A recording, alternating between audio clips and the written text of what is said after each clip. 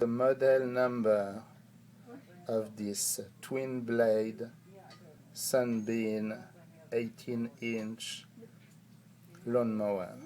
And there is also another model which is the 18B.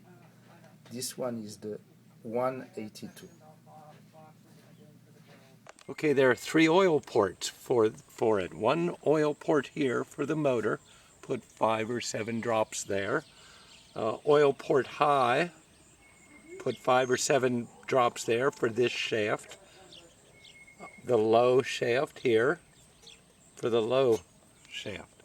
Bushings that are worn out, and I'm going to have to get them made because you can't find new bushings.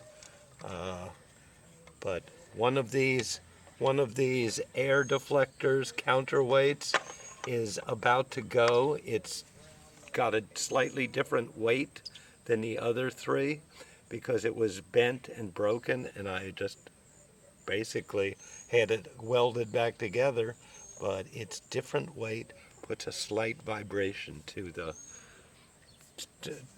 whole chassis. Another little detail. You see that wire